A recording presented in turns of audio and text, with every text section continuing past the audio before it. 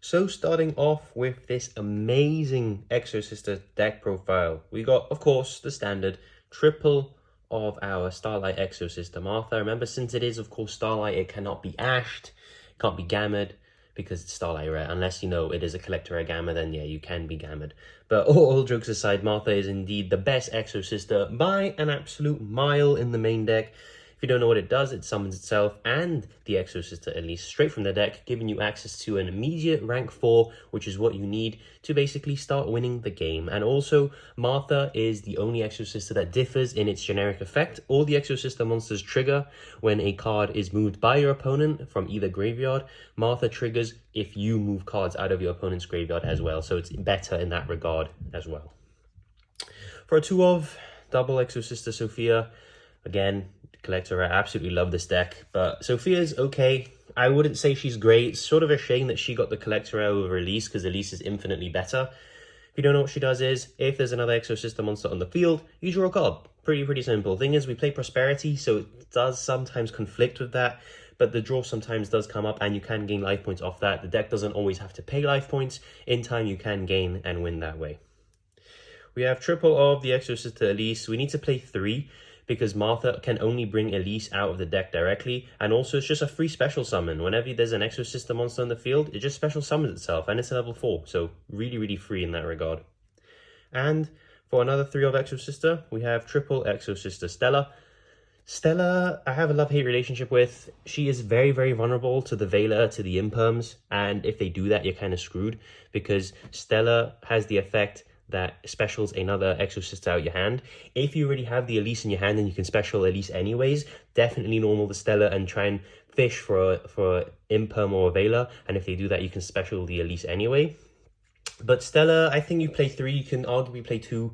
I think 3 is fine, and we play the 1 Exosister Irene. Sadly, as well as in rarity, it is the worst Exosister that exists so far. We just play it mostly for the name and for our trap card, that is Vadis, because it's going to be specialing out our Stella and Irene. Or Sophia and Irene, apologies.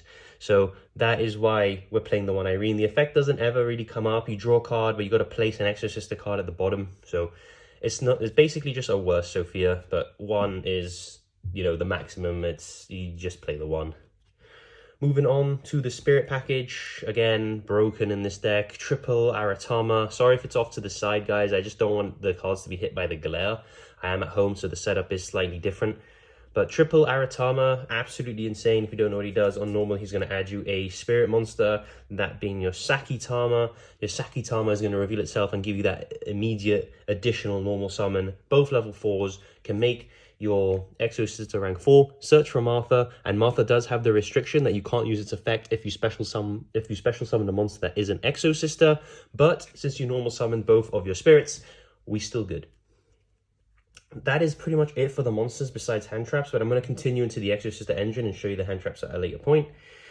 Triple Exosister packs. Do I need to say anything? It's a rota for any card in the deck. You can set it, use it during your opponent's turn. Not only is it a rota, if you have the correct monsters on the field or in the grave, it is an E-Telly, which is very useful if you need to bring out a monster immediately onto the field in response to your opponent moving a card out of the graveyard. So packs is just broken.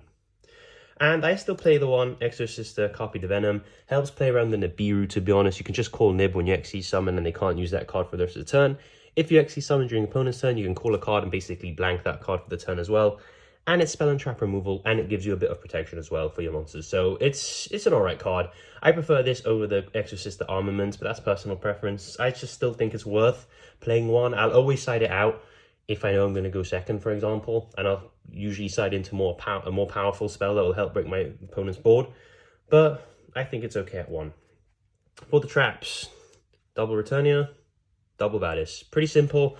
Both are insane. I'd say Returnia is possibly my favorite one of the 2, but Vadis, if you know you're in top decking situation and you draw the Vadis, is obviously infinitely better than the Returnia. So that is why I think 2 and 2 is fine. They're both searchable. You can always side 1 of each out going second and just play the 1 of each because they are very searchable. But insane cards, basically. Returnia is a banish 2 and Vadis is a summon 2 from the deck, so crazy. For the hand traps, now that we're out of the Exosister part of the deck. I think it's like 26 cards. I count the spirits as Exosister cards because they just are very good. So I think it's 26 Exosister cards. We have triple Ash because I'm going to show you all the hand traps and give you the reasoning. Triple Droll and triple Imperm. Now I'm playing these hand traps mostly because they can play under the D-Shifter, apart from the Droll. So what you're going to do is, since we have Droll in the side deck, we have a Dimension Shifter in the side deck. If we're going to side in a Dimension Shifter, we take out the Drolls. Droll cannot be used under Shifter because it needs to go to the graveyard, but Ash and Imperm still can. Hence why I am playing the Ash and the Imperm. Ash is extremely good against Branded, which I think is probably the best deck of the format, or one of the best decks of the format. And Imperm is just always good. Even if you draw it as a 6th card, and if you open multiples, it's not once per turn either.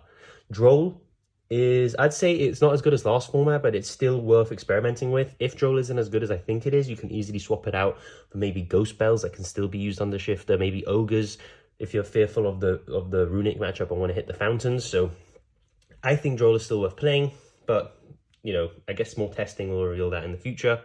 For spells, triple Prosp, you don't really care about your extra deck, I'm not going to lie. There's a lot of flex spots, so Prosp is always going to go for 6, and that's just insane consistency. 1, Called by the Grave, just to stop important things from happening. And if you open the Call by Martha, you can call by something in your opponent's grave and trigger Martha to Xyz summon, which is very nice. And we have the 1 triple Tactics Talent. You can play 2 triple Tactics Talent and cut out a Call by. You can play another powerful one of instead. I just like this. You can play a Thrust if you really wanted to. I think the 1 Talents is really good. Shout out to my match against Cassis. He was playing Trap Tricks. I talented, stole his level 4, and then I used it as a, to make my own rank 4, which was amazing and pretty much won me the game. That is why I like Talents. It is very versatile. Doesn't always have to be a draw. Can take, especially if the level 4 monsters, that's just free material for you. So that is it for the main deck. That is 40 cards. Let's now move on to the extra deck. Moving on to the extra deck, there has been a few changes since last list. Let's start with the Exosisters. So double Exosister Magnifica, the best boss monster I think I've seen in a very long time. Quick effect banish, tags out into one of the materials underneath it, and that is counted as an Xyz summon, which is crucial because it will trigger the Exosister monster's effects, the Xyz ones. And it can attack twice per battle phase, just because why not? And it's just an insane card, to be honest with you. Just really, really nice. Yeah, crazy.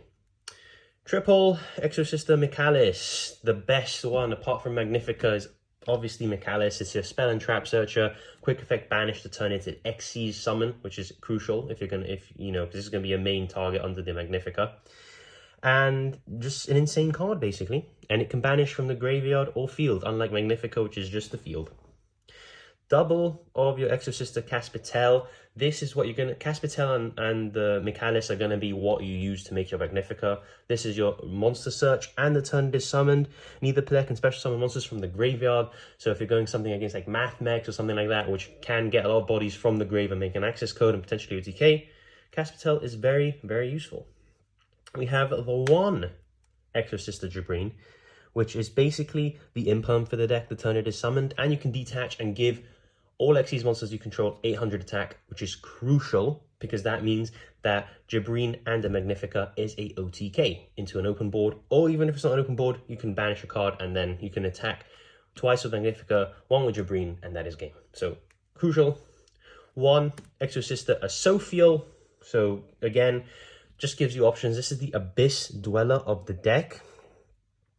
And you can detach and is a compulsory evacuation device. So really, really cool. Maybe it would be better if the quick effect was the compulsory evacuation device. But then again, if you make this into a deck that needs its graveyard, it's just game, basically. This is our 1 Zeus, which is in different decks, and I forgot to put it. But we're already quite far into this deck profile. So just imagine that is a Zeus. Obviously, this is an Xyz deck, and Zeus is crucial. Remember, if you use Martha, you're locked into Exosisters, and nothing else really locks you into Exosisters apart from Vadis.